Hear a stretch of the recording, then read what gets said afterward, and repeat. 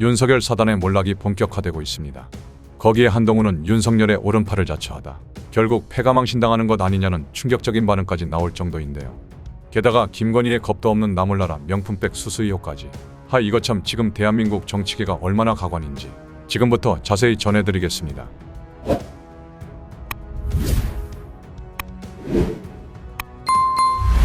한동훈 국민의힘 당대표 후보가 법무부 장관 당시부터 댓글팀을 운영해왔다는 의혹이 진윤계 인사 장해찬 전국민의힘 청년최고위원회에 제기된 가운데 양문석 더불어민주당 의원이 한 후보의 댓글팀으로 의심되는 포털사이트 계정 24개를 발견했다고 밝혔습니다. 그리고 드러난 충격적인 사실의 놀라움을 감출 수 없었는데요. 이들 계정이 작성한 약 6만여 개의 댓글을 분석한 결과 그중 502개의 내용이 정확히 일치했으며 오탈자나 기호, 띄어쓰기까지 같았다는 겁니다. 이뿐만이 아닙니다. 댓글이 초분 단위로 작성된 것을 보아 조직적으로 누군가의 지시 혹은 통제 속에서 활동한 것으로 보인다고 의심했는데요. 이에 더불어민주당 역시 양 의원 주장을 근거로 검경의 수사를 촉구하는 등 집중 공세를 이어가기로 했습니다. 또 양문석 의원실은 한동훈 후보의 우호적인 댓글을 단 의혹 정황 증거를 확보했다는 내용을 핵심으로 하는 보도자료를 배포했는데요. 내용에 따르면 양문석 의원실은 최근 이른바 댓글팀으로 의심 중인 계정 24개를 찾아냈고 이들 모두 한동훈 후보의 법무부 장관 취임 이후부터 본격적인 활동이 이뤄졌으며 주로 한 후보에 대한 지지 댓글 작성과 네거티브 대응, 정치적으로 비우호 관계에 있는 인물에 대한 공격을 담당해왔다고 설명했습니다. 특히 주된 활동을 한 어떤 계정은 한 후보가 법무부 장관으로 취임한 2022년 5월부터 현재까지 약 18,000여 개의 댓글을 작성했다고 덧붙였는데요. 또 양문석 의원실은 조직적 활동 증거라며 24개 계정이 동일한 내용으로 작성한 502개의 댓글도 제시했습니다.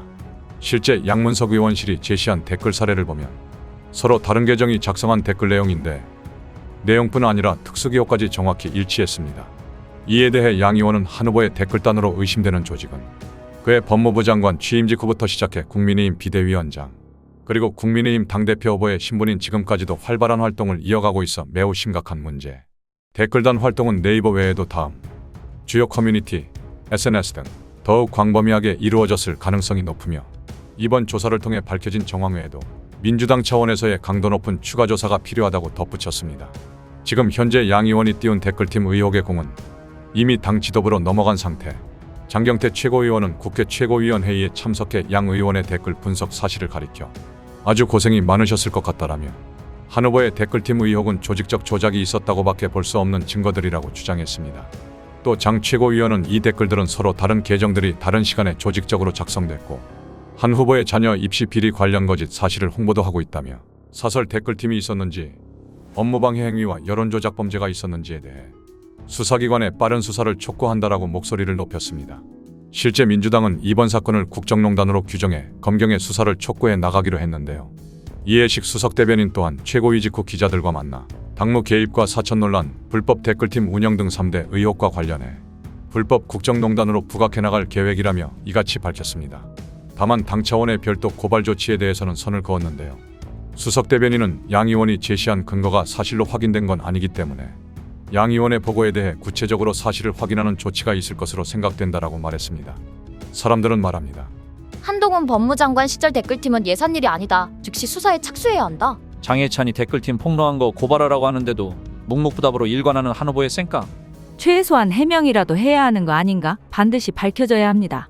불법적인 여론조성팀, 댓글팀의 운영은 민주주의와 선거제도를 뿌리부터 뒤흔드는 반민주적, 반헌법적 범죄. 한편 지난 2022년 9월 김건희 여사가 자신의 코바나 콘텐츠 사무소에서 재미동포 최재영 목사에게 300만 원 상당의 프랑스 명품 브랜드 크리스찬 디올의 레이디 디올 W50 파우치를 받은 사건이 있었습니다. 이후 김건희 측이 명품 가방 수수 논란과 관련해 7개월 만에 첫 입장을 밝혔는데요. 김건희 측이 언론 인터뷰를 통해 공식적인 입장을 밝힌 것은 이번이 처음. 김건희 측 법률 대리인은 김건희가 명품 가방을 받은 점에 대해 적절하다고 말할 수는 없지만 비열한 정치 공작이었다는 점은 참작해달라고 주장했습니다. 사람들은 말합니다. 우와, 말을 비비고 와서 돌려버리네. 무슨 장난하는 것도 아니고 받은 거면 받은 거지. 뭔 말을 저렇게 한대. 적절하다고 말할 수는 없다. 말이야 막걸리야. 적절하다고 말할 수는 없다는 말이 참.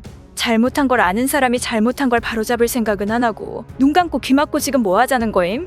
대통령 마누라라는 사람이 남편 대신 나서는 것도 모자라 아주 생쇼를 하고 있네. 이런 변명에 국민이 속아 넘어갈 거라 믿고 있으니 그것도 백주대낮에 명품백을 껍도 없이 받았지. 이건 필시 당사자인 김건희 본인이 직접 해명해야 한다. 사실 김 여사 관련 수사의 쟁점은 직무 관련성이 인정되는지 여부입니다. 이에 김 여사에게 직접 가방을 전달한 최 목사가 직무 관련성은 없었다고 밝혔는데요. 지난 2022년 9월 최 목사는 자신의 손목시계에 장착된 카메라로 김 여사에게 300만 원 상당의 명품백을 직접 전달하는 장면을 촬영했습니다. 김 여사의 부정부패 현장을 공정 영역에서 국민의 알 권리 차원에서 취재한 것이며 이는 대가나 청탁 등의 다른 목적이 아니라 공익을 위한 취재 차원에서 가방을 건넸다고 말이죠. 따라서 직무 관련성이 인정되지 않으면 알선수재죄도 성립할 수 없고 언론에 공개된 바와 같이 대통령실 행정관들은 최 목사의 부당한 요구를 단호히 거절했고 대신 요건이나 절차 등 민원 처리에 준하여 설명해 준 것에 불과하다라고 답했습니다. 어찌됐든 이렇게 해서 피해간들, 저렇게 해서 피해간들, 김건희의 아직도 드러나지 않은 수많은 의혹들이 과연 국민들의 관심마저 피해갈 수 있을까요? 지금도 자기 자신의 잘못은 아니며 당일 수행하던 대통령실 유모 행정관의 실수로 지워지고 있는 지금 이게 나라를 책임지고 있는 대통령과 영부인이 보일 태도인지 의문스러울 뿐입니다. 참으로 기가 막히고 말문이 막힐 정도로 황당한 일이 아닐 수 없는데요. 더불어민주당 박찬대 대표 직무대행 겸 원내대표는 김건희 측의 얼토당토한 해명에 대해 김 여사가 명품백 받는 모습을 전 국민이 똑똑히 지켜봤다. 대리인을 내세운 변명과 발뺌, 꼬리 자르기로 책임을 피할 수 있다고 생각한다면 엄청난 착각. 김 여사는 자꾸 애꿎은 아랫사람 시키지 말고 당사자인 본인이 직접 해명하라. 100번 양보해서 이 진술이 사실이라면 대통령 부인의 지시사항을 깜빡할 정도로 기강이 엉망이라는 뜻.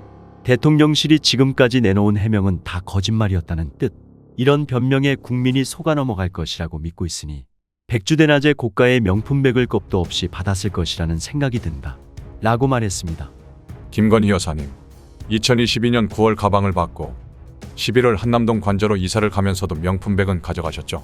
그때 책은 지하에다 버리고 돈 되는 건 다 가져갔을 때 혹시 그때 이 가방은 못 보신 건가요? 물론 사람이기에 어떠한 상황 속에서 오해를 살 수도 곤란에 처할 수도 있습니다. 허나 계속된 논란이 거듭될수록 국민에게 더 큰 신뢰를 잃을 수 있다는 사실을 왜 대통령 부부만 모르는 걸까요? 아니면 정말 모른 척 하시는 건지 모르고 싶으신 건지 정말 묻고 싶네요. 국민을 우롱하고 기만하는 윤 대통령과 김건희의 정치놀이가 과연 언제까지 계속될 수 있을지 끝까지 지켜보겠습니다.